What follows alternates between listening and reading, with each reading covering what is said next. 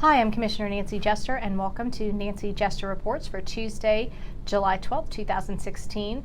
I'll get to your Board of Commissioners meeting recap from today after I give you some of my thoughts and reflections on recent events. It's been a very hard week for America. We've witnessed police officers being assassinated in Dallas, ambushed in Valdosta, Georgia, and attacked and killed in Michigan in a courthouse. And for the past 5 days, taxpayers have watched as police and the Georgia State Patrol have worked over 6,000 overtime hours in extreme heat all night long in highly stressful situations, literally putting their lives on the line to protect life and property across Atlanta.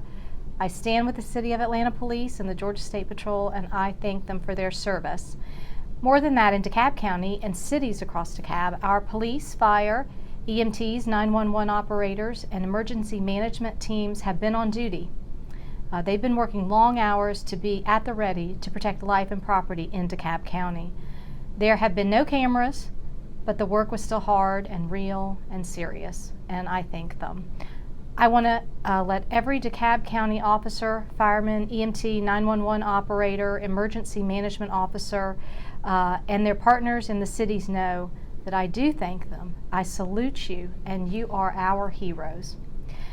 I had the honor yesterday to join Commissioner Larry Johnson at roll call at South Precinct, and I know firsthand the stress our heroes are under. I ask each citizen in DeKalb, and all of the cities included, when you see an officer, a fireman, or any of our first responders, shake their hand and tell them thank you.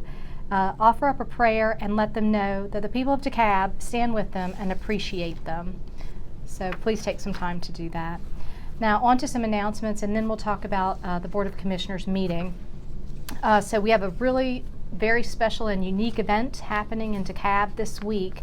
The Nigerian Olympic soccer team that won the gold medal in the 1996 Olympics right here in Atlanta will play Charleston Battery at Silverbacks Park in District 1 in DeKalb County this Saturday, July 16th.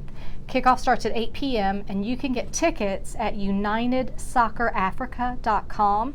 I'll be there. It's going to be an exciting game, and of course commemorative of the fact that the Nigerian Olympic team won the gold medal in Atlanta 20 years ago. And if you can't make that, or if you had the opportunity and time, there will be a very special event tomorrow, which is Wednesday at 4 p.m. also at Silverbacks Park. And Silverbacks Park is at 3200 Atlanta Silverbacks Way, and it's right near the Spaghetti Junction area of District 1 in DeKalb.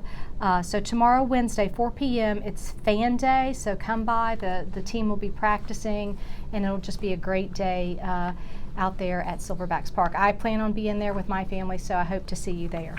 So now we can talk about the board agenda today. It was lengthy, so but there were a lot of important things that we did discuss, so let's talk about that. We had first a discussion about the mid-year budget. So we generally make budget adjustments and assess the tax levy at this time of the year. So one of the things we started discussing last week and continue to discuss this week pursuant to a substitute agenda item was pay raises for folks that work in the county. Now, I want to give you my perspective on this. One of the things that people often don't know, and it's sort of opaque, is that the general fund in DeKalb County, which is the largest of the tax funds, has a lot of things in it. It has all the court system. It has your DA. It has your sheriff's office, your libraries, and all kinds of other aspects of government. That's in this big fund we call the general fund. Then you've got police fund and fire fund and parks and rec fund and roads and drainage. Each of those funds, if you'll think of it as a bucket, they each have a millage rate that money goes into, and the expenses for those functions come out of that bucket. The general fund obviously is the largest one, with the court system and the police, or not the police, excuse me, they have their own fund, but the sheriff and so on, the clerk of the courts, those kinds of things. So all of those folks in those situations where they have elected officers like the sheriff, the clerk of the court, various judges, your DA, those people, they control the budget for their elected office and that particular function. It gets paid for out of the general fund, which is managed by the Board of Commissioners. We set the millage rate for that and then send them the funds for their office. But one of the things the county has done, going back to even before I was on the board, right about the time I came on, they were in the process of conducting an efficiency study to look at ways that offices could be made more efficient. Perhaps outsourcing would be an efficiency gain for some functions of government.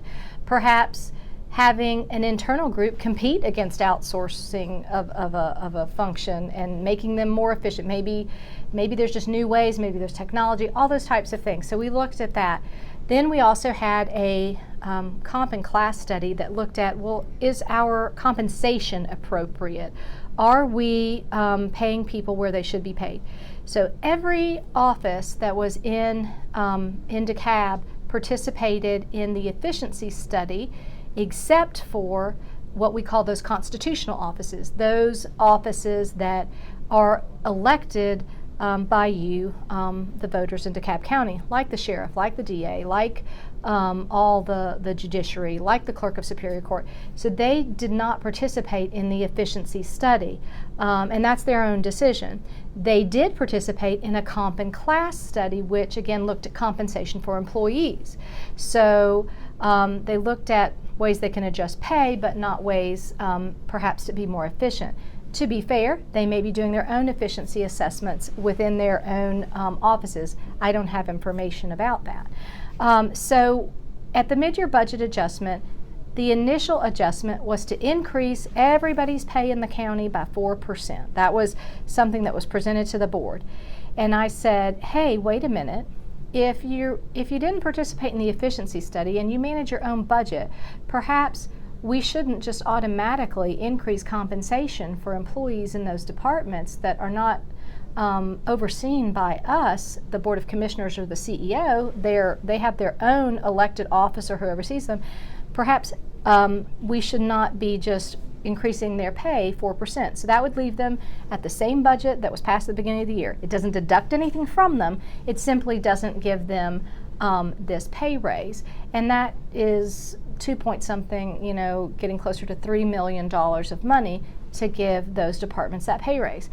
Well, again, I think it's fair to say, let's take a look at that, because additionally, if we look at the growth of government over the last 8 years to a decade, we've seen that departments within the general fund that have been part of under the purview of the Board of Commissioners or the CEO, they declined. They took cuts and over those years. So you don't see a very large increase in the expenditures for those particular departments. But for the officers that are elected, like the courts and like the sheriff and so on, they had more robust growth over this time and didn't take the haircut during the time the tax digest went down. So I think it's fair to say there was a difference there. So maybe we need to look at that. Maybe we need to say, okay, how are ways those departments can also be efficient? That's up to them. They have their own elected officers to look into that. But one of my issues with that is that their budget is just assumed within the general fund. So it's sort of opaque to you, the taxpayer. And that's one of the things that I'd like to work with those elected officials to have more transparency on, so that we can disaggregate from the general fund those things that their offices control. So you can have a clear picture in the DeKalb budget in total and see, well, gosh, okay, you know what? The court system's operating very efficiently because we can see this is the only amount that it's increased, and maybe they had an increase in court cases, or maybe the sheriff's office is being very efficient because they lowered the cost to do business to this. So I just want to be able to provide that level of transparency and accountability for their budgets because right now their budgets are just, again, in this big conglomeration of the general fund.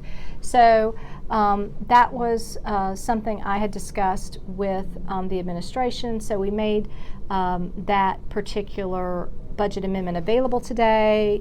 It was deferred today, as one would assume, because it's the first time everybody's taken a look at it. So it'll be part of further budget discussions before we pass the mid-year budget. I think it's a very lengthy thing I had to explain there, but I think it's very important because it's crucial to the fiscal health of DeKalb County. So you'll hear more from me about that in the near future as well. So additionally, so again, we didn't make any budget votes today, but we did accept that substitute in, so we'll be talking about that in the future. So let me just go over my agenda with you. We had one of the things that we did today that I voted against was we passed a tax anticipation notice, and I have the details on that here. That's where the county, in anticipation of tax revenue coming in, borrows money, and in this case we borrowed $90 million to basically float the finances of government so the government doesn't run out of money until property taxes begin flowing in, because taxes don't come in smoothly across any given year. I understand that. However, philosophically, I'm opposed to tax anticipation notices because I would like to see a healthy, steady, strong reserve kept up, and only a situation where you need TANs, these tax anticipation notices, in severe times of downturns in the economy. So I did vote against this. A tax anticipation note, again, is a short-term obligation, so while we took it out, I did vote against it. It will be paid back by the end of the year.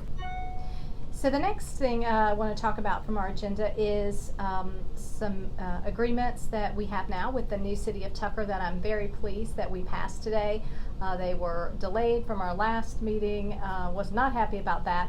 But as of today, we have agreed to transfer all the business licensing and those processes from the county to the new city of Tucker. They are ready to start business on that, so congratulations to the city of Tucker. So if you're getting a business license there, you're going to get it from the city of Tucker. Also, we and the county have put a moratorium on all zoning and development related issues for the city of Tucker so that they can take that over now. That's also really good news for the city. So we will cease doing that here at the county. So anything with special land use permits or zoning changes, that's going to go to the city of Tucker. So they are going to have control over their land use. And again, congratulations to the city. That's a very exciting development. So I'm very pleased that we did that today. And in closing, I'd like to just bring us back for a second to the eHost and SPLOS discussion. I talked to you a little bit about that earlier. We went over a new study, a new survey that was conducted by DeKalb County, and I want to highlight it because it's one of those things where, now how much money? Why did you do that again? So $27,000 of your money got you this little PowerPoint presentation here. It was a survey done of residents in unincorporated areas. Even though an entire county will vote on SPLOS, this was a survey of only unincorporated areas about what they thought about the county's list of projects for the SPLOS. Even though everyone in the county, when you pay sales tax, would pay for all the projects everywhere, because 75% of every dollar in sales tax you pay roughly would go to the county if you were to pass this, and various little amounts to the cities, all totaling only about a quarter of it. Yet they only surveyed the unincorporated areas, and for that privilege you paid $27,000. So I want to make sure that the county knows they can avail themselves to several survey websites that could have probably done this a whole lot cheaper, if not free. So sad to say that that was a waste in DeKalb County. Disappointed about that. So I know this was a long update. I hope you stay tuned, and we will be back next week for your next edition of Nancy Jester Reports.